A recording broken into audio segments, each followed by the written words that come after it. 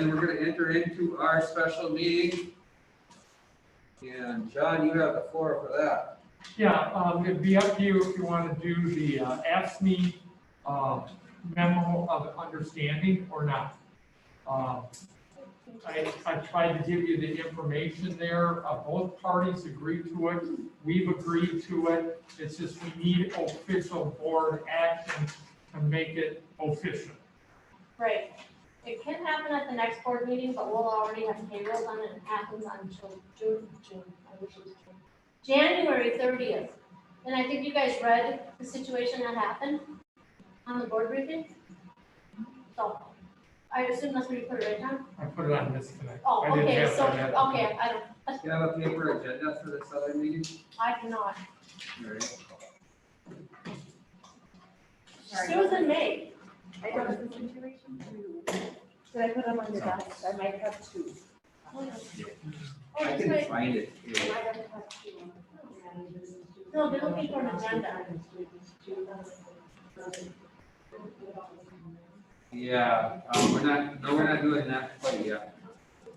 Oh, here, this is, No, that's my, yeah, that's yours. also my So information. basically what we're trying to do is amend the contract, the Yes, AFSCME contract, to make sure that it clearly states that the employee must be made by the employee by the flex open enrollment period. So meaning the cash in lieu, right, and Harry, you probably maybe know what, but anyway, the cash in lieu, if they don't take insurance, they can opt to take cash. they have to enroll. Right, they have to enroll, and I This think. didn't happen. Oh, and it didn't say in their contract. Right, but, and it was after the deadline and there's a compliance issue. So being that the precedent had already been set in the teachers, we move forward with the same precedent. If it had not been, obviously, if that person does not enroll, but not within our deadline, because it's a compliance issue, they are not entitled to cash in lieu. So, we're moving forward with that memo of understanding, saying you must enroll before the deadline or by the deadline to receive cash in lieu. And the attachment on the board briefing, right, talks about, is actually that wording that we want to put into the agreement. And it looks like their Luke Langer, their labor representative, and the president and the secretary of the AFSCME group has already signed it, so. Yes, it was written up by the labor, by the union representative, or their union representative. So, And he and I had a good conversation beforehand, and we both agreed, and obviously the secretary's agreed also. so this language solves the issue that happened. But I think we're saying that we wouldn't have to vote on it tonight. We No. can wait until We can our wait. annual meeting or monthly. Regular meeting. scheduled meeting. Right, Right. however, it's going to be in payroll before then. That's the only caveat in the whole thing is, we have to have payroll out by the 30th in our board meeting. We have to have it to the bank 2 days before payroll's out, so. That being said, we can take it out, but we are going to put it in. In the next meeting. Yes, but we are gonna also put it in payroll, and if you guys don't agree on it, then You we'll. okay voting on it? Yeah. Is there anybody that's not okay voting on this? Would somebody like to move it? I will move the approval of the memorandum of understanding for the secretary.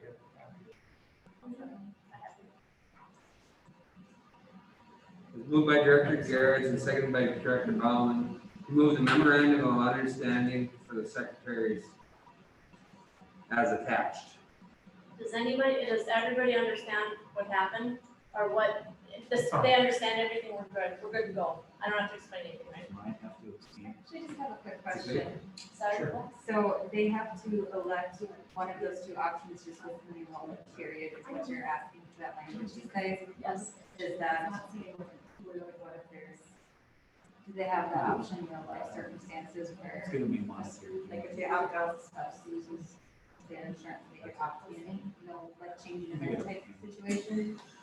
We have an open enrollment period for that, that's the only time, unless there's a life change event. So That that would part's be- already in it? Yep, that would be the exception, but. And the other thing is, we also agreed last year that we run with cash and lieu with this particular.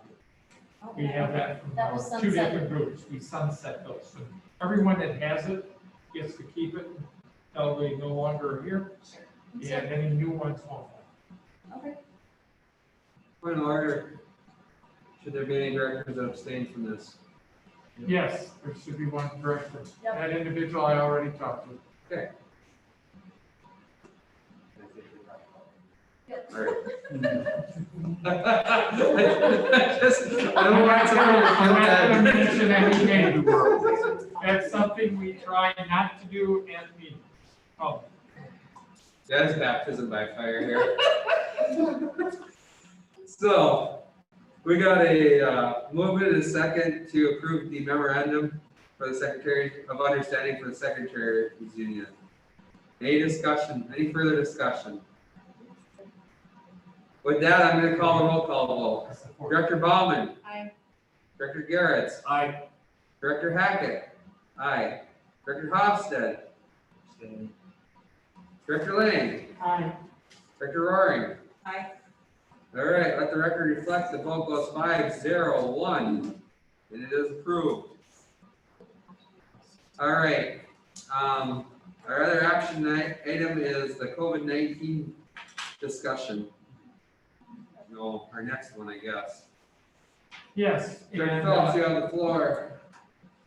Yeah, what I've done is to try to update current. One of the things that concerns the state very much is that we don't come back in person, then go back out, and come back in and go back out. That's happened to other schools in the area, and so we've been very protective of that.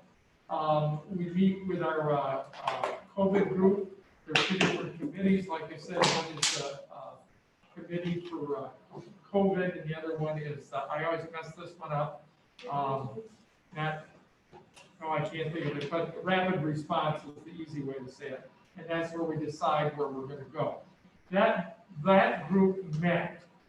And as of right now, what they recommended, we're already as a board, and we announced it, so we can bring back kindergarten through fifth grade on January 11th.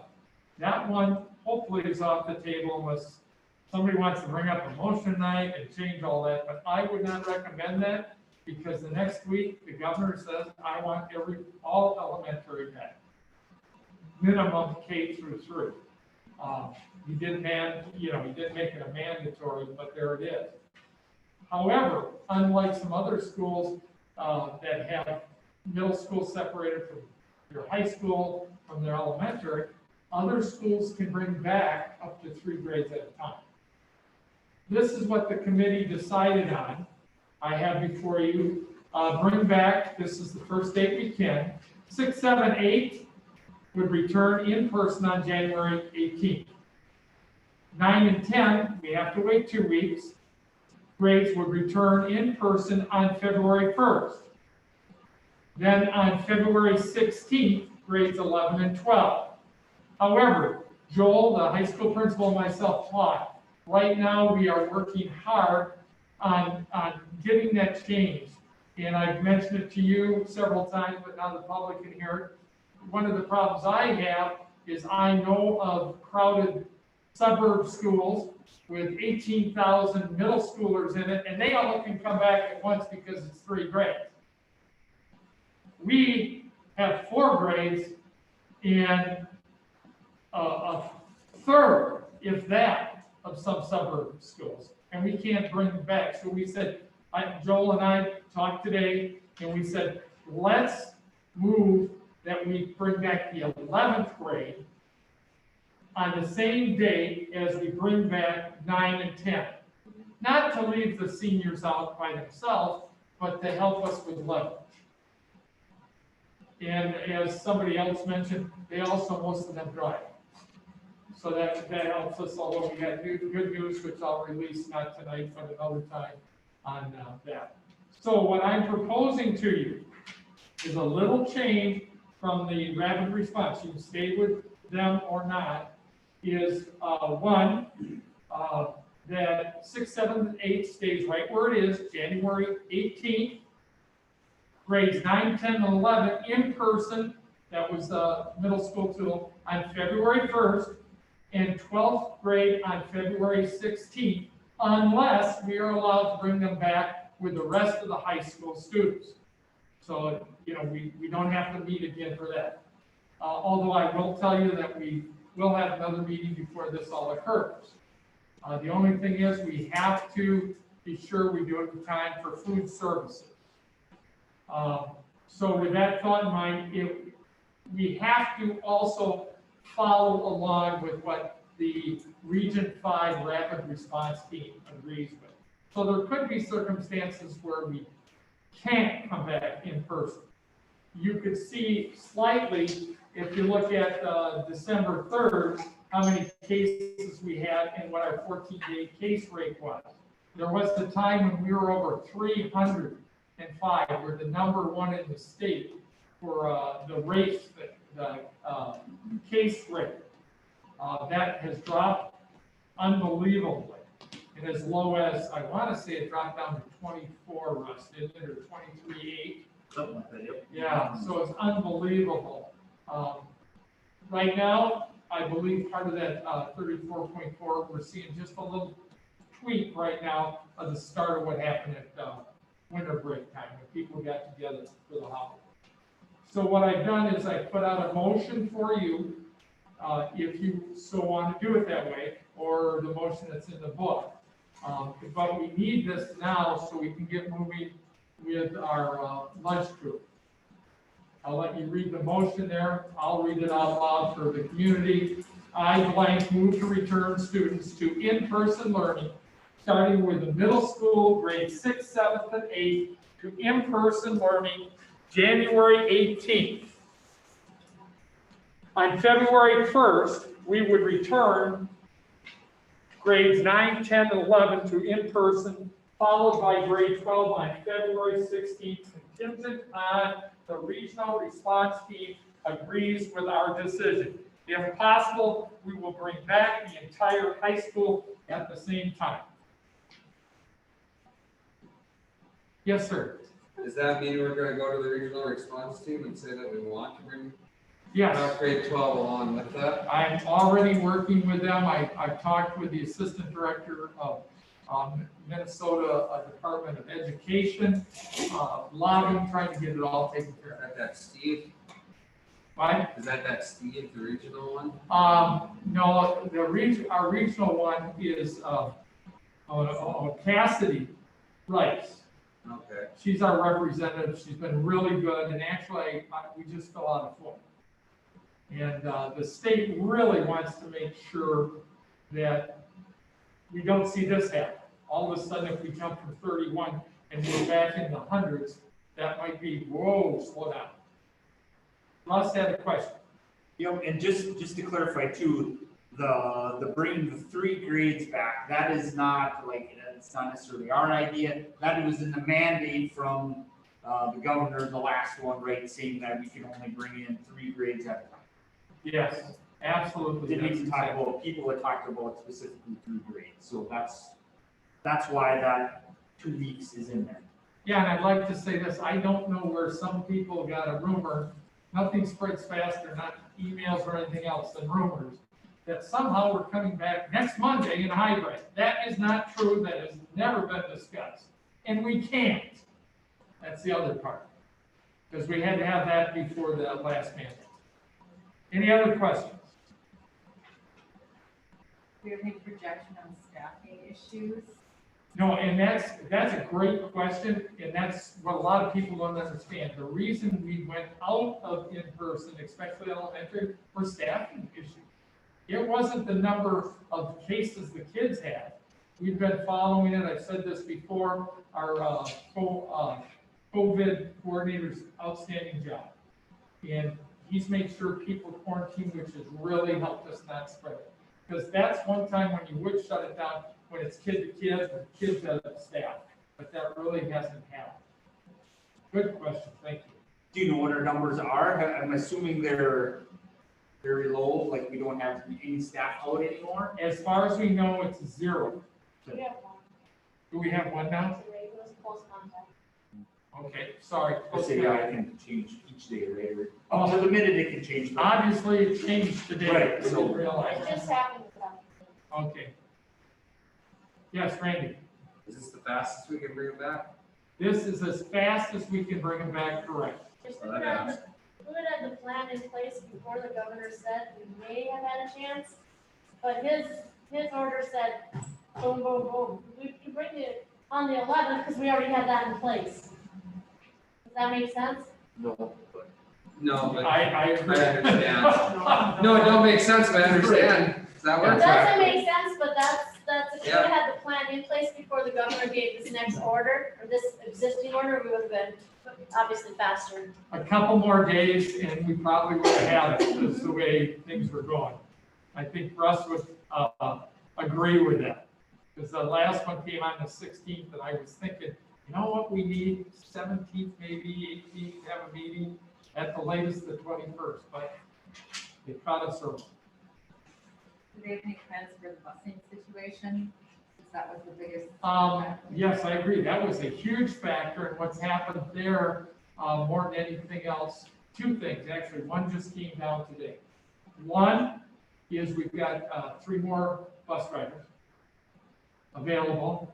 One full-time and 2 other helpers, the fill-ins for us.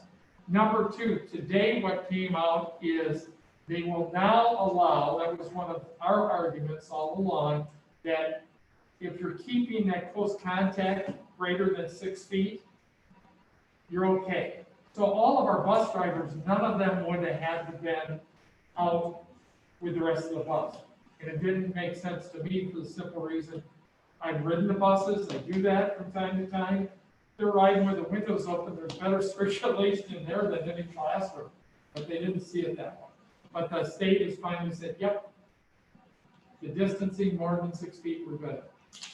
Do all the students still have to quarantine if they're exposed? Only if they're within 6 feet, so that also helps. How are they gonna know that on the bus? They all have a seating chart. Do they follow it? Yes, they do. That is part of the deal.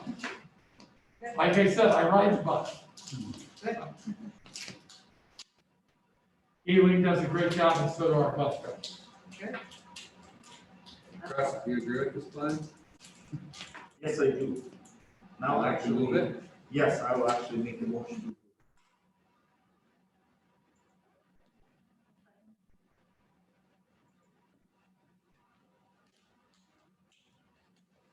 All right, I'll read it, and then we can discuss it some more. I, Russ Garrett, move to return student to in-person learning, starting with middle school, grades 6, 7, 8, to in-person learning on January 18th. On February 1st, we would return grades 9, 10, and 11 to in-person, followed by grade 12 on February 16th, contingent on the regional response team and that they agree with our decision. If possible, we'll bring back the entire high school at that time. This motion is seconded by Director Tyra Bowman. Any other discussion?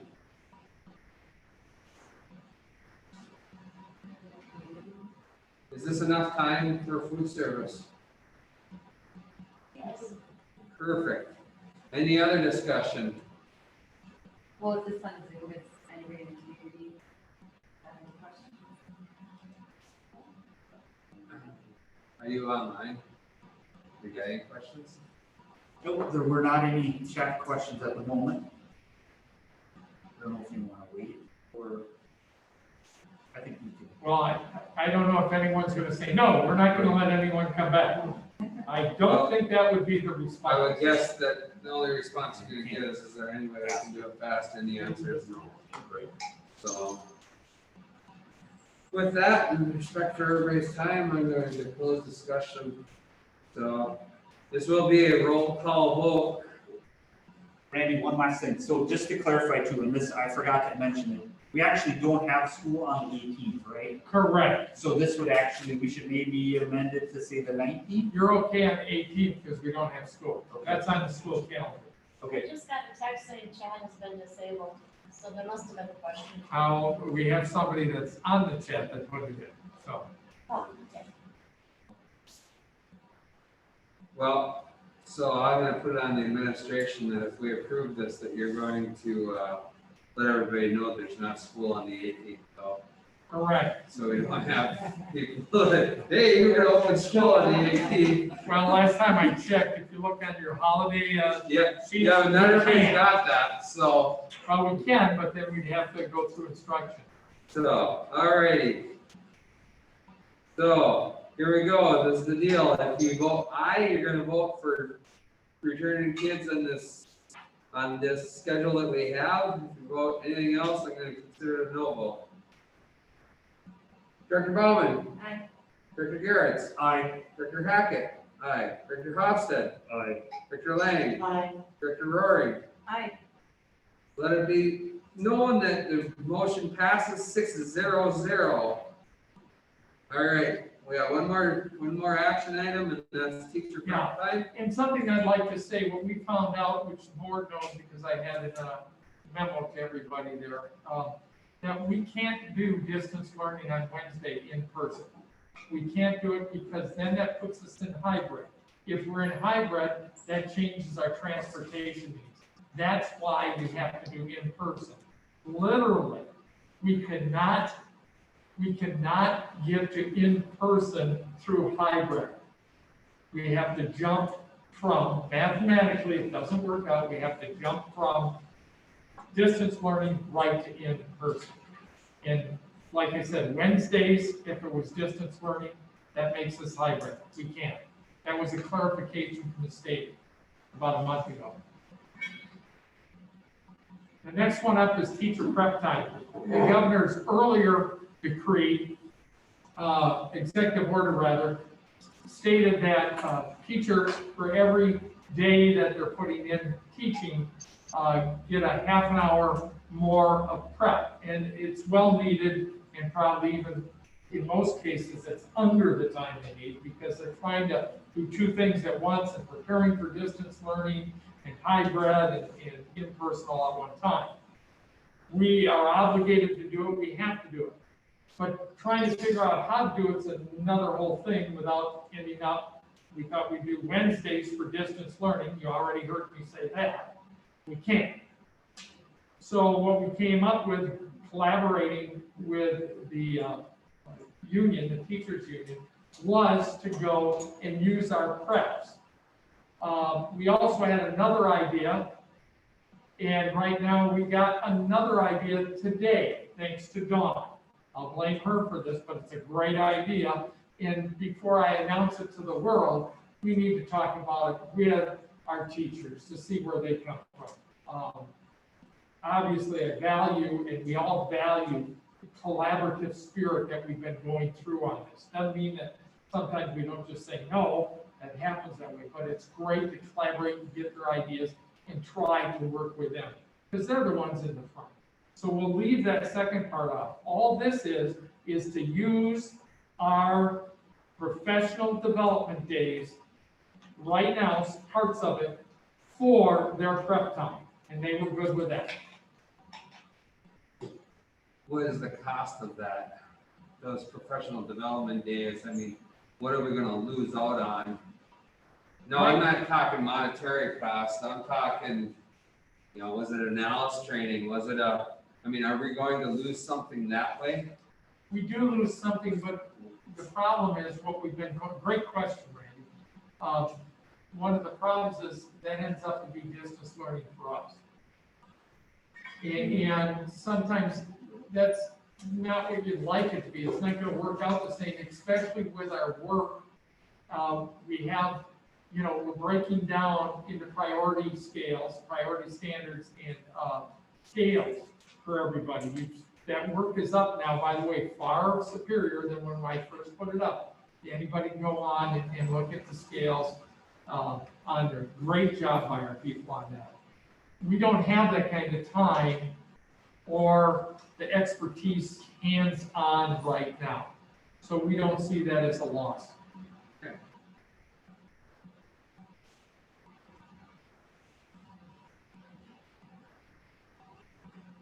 So is it the administration's recommendation that we do this part now? Yes, and then by the next board meeting, hopefully by the end of the week we'll know, but we've got enough time by the next board meeting to cover it. I'll make that motion. So the motion would be, I, Randy, move to use several of the staff development days to fulfill part of the 1/2 an hour per day prep. The remaining prep time will be decided at our first regular board meeting. For a second?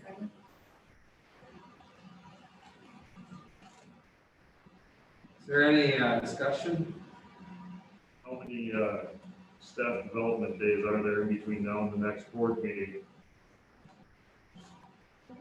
I'm trying to, I know. want to say there's one, right? There's one at the end of the semester. Okay. And the reason I kind of not zeroed real tight on that, I believe that the elementary is using part of that day. Later on, the high school is using part of another day. Looks like. And that gives them more flexibility. Yeah, 18th is that stack though. Yeah, but that's the end of the semester. Right, it is too. Well, I moved it, and the reason is because it's not a perfect solution, but there isn't one. So this is that land that we've not been in again, and we just, either hindsight's gonna tell us it was a good decision or a bad decision, but we need to make this decision. So, well, I don't suppose we have to make a decision, we should. So. All right, any other discussion? I'll read it here again. I, Randy Hackett, moved to use several of staff development days to fulfill part of the 1/2 hour per day prep. The remaining prep time will be decided at our first regular board meeting in January. This motion is seconded by Director Tyra Bauman. Any other discussion? Hearing none. Director Bauman. Aye. Director Garrett. Aye. Director Hackett. Aye. Director Hofstad. Aye. Director Lang. Aye. Director Rory. Aye.